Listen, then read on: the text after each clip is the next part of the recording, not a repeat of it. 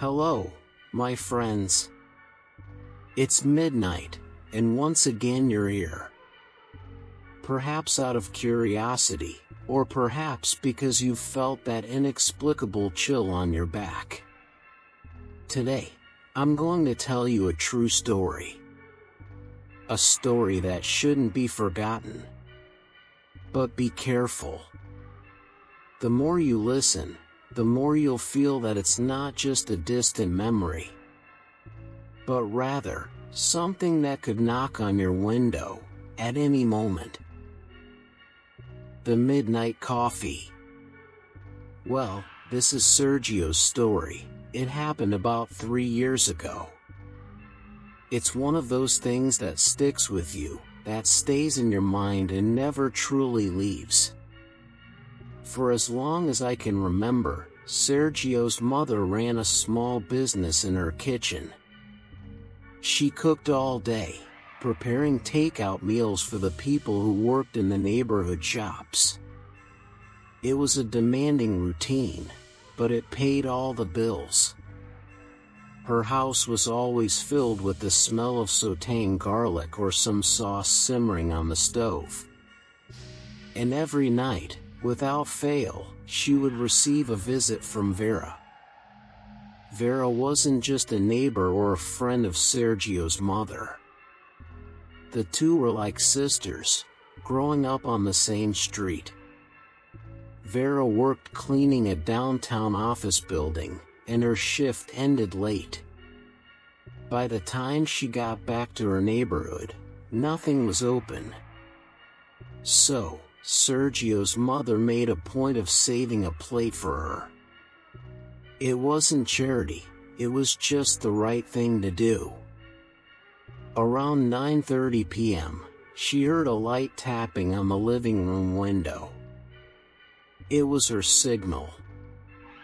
But in the weeks leading up to that night, Sergio had begun to sense something was different. Vera, who always had a tired smile and a piece of work gossip to share, had been quiet. The last few times he'd seen her, she seemed exhausted, not just physically exhausted from work, but as if she were fading away. Her gaze was lost, and she barely touched her food. He'd mentioned it to his mother, and she just sighed and said that Vera was carrying a heavy burden, that things weren't easy. So Sergio didn't pursue it. Today, he says he regrets it. On that particular day, my mother had to go out late in the afternoon, something unexpected. A cousin who needed help, something like that, left a note scribbled on a piece of notebook paper, stuck with a magnet to the fridge. "Son, I saved Vera's plate. If she shows up, just heat it up. No charge, okay?" Her thing. I didn't worry. I knew the arrangement by heart. It was just another Wednesday. I spent the next few hours playing video games in my room. The house, without my mother, seemed huge and quiet. Only the hum of the old refrigerator broke the silence. A little after 9 p.m., I heard the 3 familiar taps on the living room window. At the right time, I paused the game and went to the living room. Before I even opened it, I could see her silhouette against the orange light of the street lamp. She seemed smaller than usual. When I slid open the pane of glass, a cold draft rushed in, but the chill I felt was different. It didn't seem to be coming just from the window. Vera was standing still. There, hugging herself tightly. Her hair was damp, plastered to her forehead, and her face was pale, almost gray. She was shivering constantly, a tiny tremor that made her teeth chatter slightly. And it wasn't even that cold, you know? Like mid-August, a cold that wasn't meant to be. "Hey Vera, how are you?" I asked, trying to keep my voice normal, but it came out a little weak. Her eyes didn't quite focus on me. They seemed to be looking right through me to something in the room. "Sergio," she whispered, her voice thin, a thread. "Can you make me some coffee? I'm cold." The request was strange enough. She never asked for anything other than food, and the way she was shivering. "Coffee, of course. But don't you want to go in first, have something to eat?" My mother put her plate away. She shook her head, a slow, barely visible movement. "No, they just wouldn't give me the coffee where I was." The words came out slurred, disjointed. Where I was, where she had been, at work. Why wouldn't they give her a coffee? I tried to understand what was happening.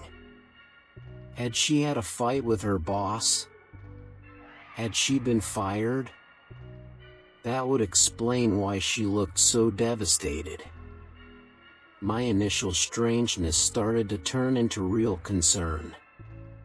This was more than just a bad day.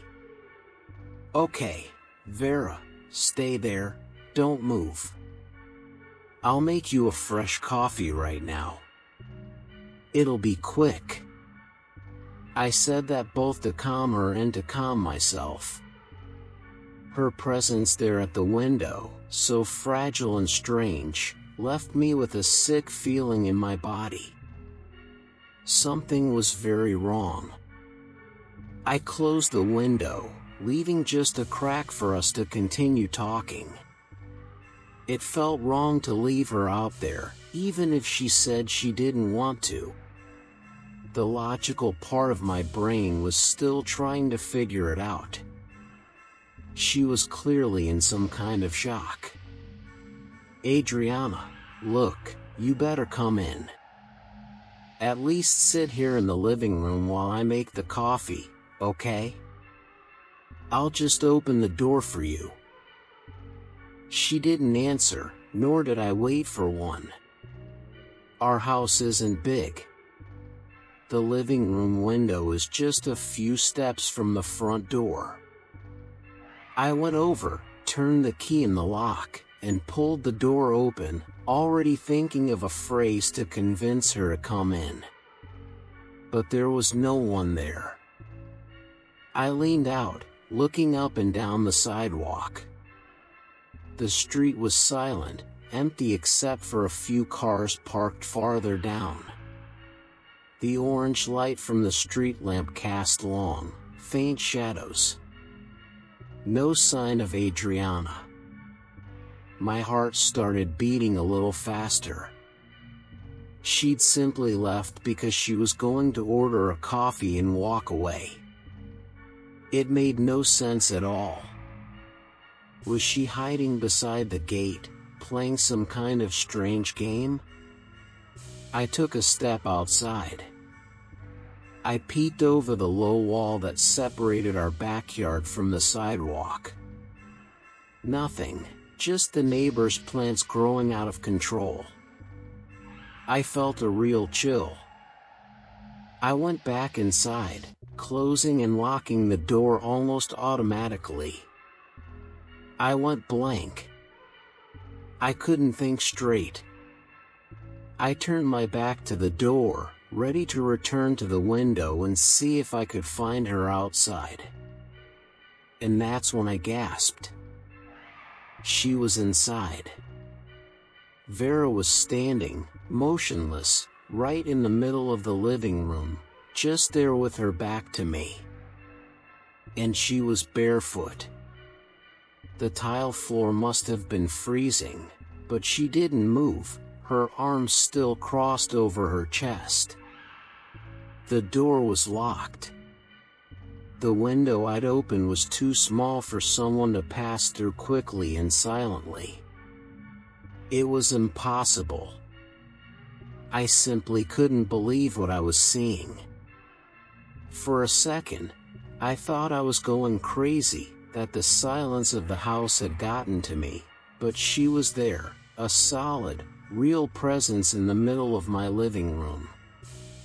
I stood there near the door, unable to move properly. The distance between us wasn't great, maybe 4 or 5 meters, but it felt like a huge distance. My throat went dry. The first thing I wanted to do was scream, but no sound came out. The second was ask how she'd gotten in, but I couldn't bring myself to ask. The sight of her standing there, barefoot and silent, was so wrong, so out of place, that it overrode any normal reaction. She didn't turn around, remained with her back turned, trembling slightly, and then repeated in an even weaker voice that was barely audible in the room. Where was I? They didn't give me coffee. The sentence that had previously sounded merely strange to me now seemed to carry a different weight. It was the only thing she could say. I was the center of her world at that moment. And for some reason I can't explain, my fear began to mix with an immense pity. She didn't seem threatening, she seemed lost. I decided to ignore the impossible, pretend it was normal for her to have appeared out of nowhere in my living room. I was going to make the coffee she'd requested. It was the only concrete thing to do. Okay, Vera, I'll do it right away. Sit on the couch, make yourself comfortable. I walked past her, keeping a safe distance, as if I were walking past a frightened animal. She didn't react. I went to the kitchen, expecting with every step a sound, a movement, anything. But there was only silence in the kitchen. My hands were shaking a little. I grabbed the coffee grounds, the cloth filter, the water. I made every move automatically. As the water heated on the stove, a thought occurred to me. Maybe she was hurt. Her bare feet, her trembling. I went to the bathroom cabinet and got the first aid kit. Hydrogen peroxide, a roll of gauze, and some tape. Then I remembered an old blanket my mother kept in a trunk under the stairs. It was a thick wool blanket. I grabbed that too. I was trying to be helpful, trying to bring the situation back to the reality I knew, where people get cold and hurt and we take care of them.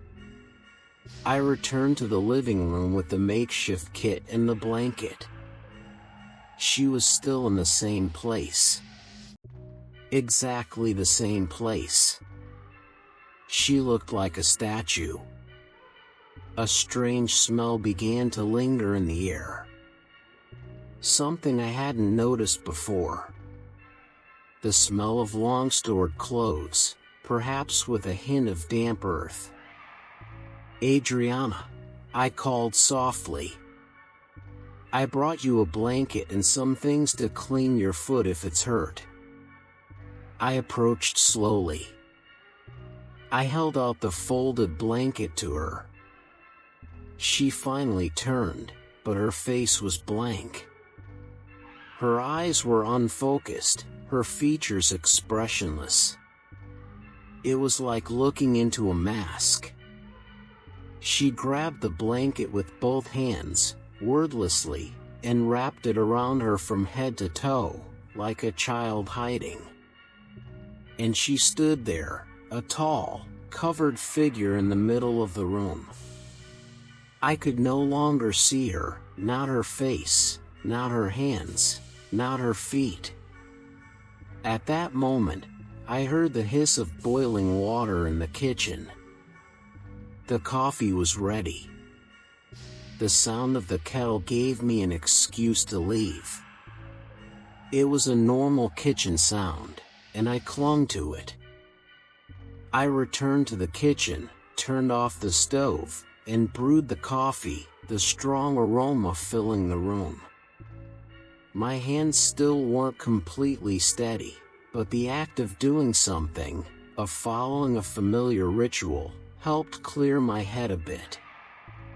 I grabbed our best cup, a white china one my mother only used on special occasions, and filled it with the hot, steaming coffee.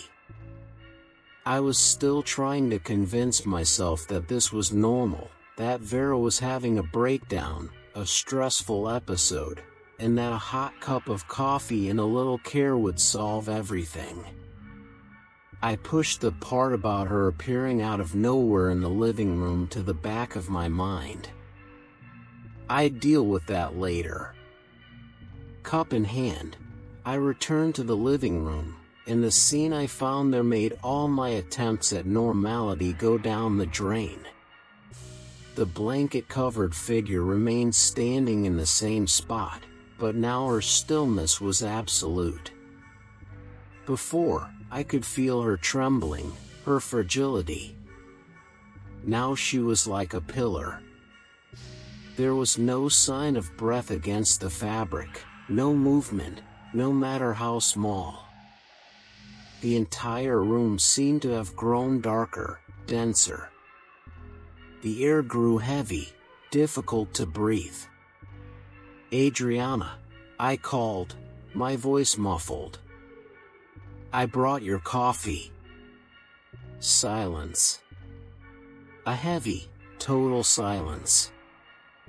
I took another step, the warmth of the cup in my hand the only thing reminding me I was still there, that this was real. "Adriana, are you okay? This isn't funny." The smell of damp earth grew stronger. The temperature in the room seemed to drop suddenly. I moved closer, holding out the cup, almost expecting a hand to reach out from under the blanket and take it. I was an arm's length away from her when it happened. A violent crash made me jump back. The coffee cup flew from my hand, shattering on the floor. It was to the living room window. The glass I'd left ajar slammed shut with impossible force, as if someone had thrown a rock. Shards flew inward, covering the floor. The noise was so sudden, so brutal, that for a moment I was deafened, disoriented. My instinct was to look in the direction of the sound, toward the shattered window. It lasted a second, two at most. When I turned back to where Vera was, the only thing I saw was the blanket. It was losing its shape, withering in the air, as if the person inside was dissolving into thin air. It fell, sliding from a height that would have been as high as her face, and collapsed to the floor in an empty, shapeless heap. There was no one there. The space she occupied was now just air. An air that, I swear, was colder than the rest of the room. I don't know how long I stood there in the middle of the room, staring at the pile of blanket on the floor, the shards of glass, and the dark stain of coffee spreading across the floor. My mind was blank. It wasn't fear, it wasn't panic, it was nothing. A void. Slowly, reality returned. The smell of spilled coffee, the cold seeping in through the broken window. I grabbed a broom and dustpan from the laundry room and began mechanically gathering up the broken glass. Then a rag to clean up the coffee. I needed to do something, anything, to avoid thinking about what had just happened, to avoid looking at that blanket in the middle of the living room. I was still on my knees, finishing drying the floor when I heard the key in the front door. My mother came in. Her face was serious, tired, a kind of tiredness I'd never seen before. She closed the door slowly, set her bag on the couch, and only then seemed to notice the mess. Her gaze passed from the broken window to the wet rag in my hand and stopped at the blanket piled on the floor. "What happened here, son?" I opened my mouth to tell her, to talk about Vera, about the window, about the way she disappeared.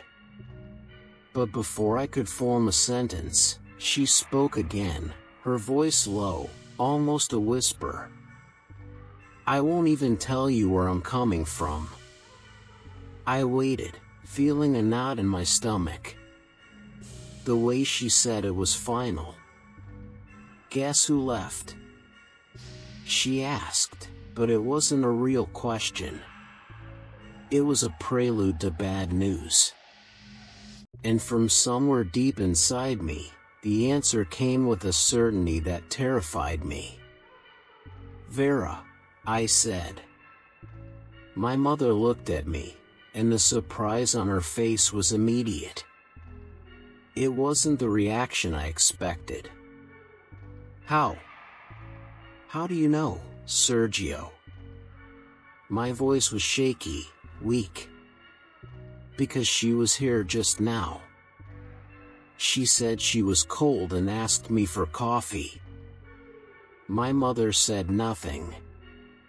She turned pale, made the sign of the cross slowly, and then sat down on the sofa, her entire body feeling like it weighed a ton. It was only then that she began to cry. A silent, painful cry. After a while, she looked up at the kitchen. The pot of coffee I had made was still on the counter. "That's why I ran out, son," she said, her voice breaking. Her sister called me in despair. They found Vera at home. She'd had a sudden illness. It had been a few hours. She paused, taking a deep breath. They'd just released the body. "I came to get some things and make some coffee for us to take to the wake." We were silent, both of us staring at the coffee pot in the kitchen. The coffee I'd made for her, the coffee she'd somehow come to get. I never told my mother all the details. How could I? But every time I feel a chill that comes from nowhere, or when the smell of brewed coffee fills the house, I remember. The coffee I made out of fear and pity ended up serving as comfort at her wake. And thinking about it still gives me chills as much as the memory of her visit. And so ends another disturbing story. But remember, the fear doesn't end when the video ends. It just lurks, waiting for the next night, the next silence, the next cup of coffee. If you've listened this far, it's because you're brave enough to follow us into this darkness. So subscribe, hit the bell, and join us. Because here, terror never sleeps.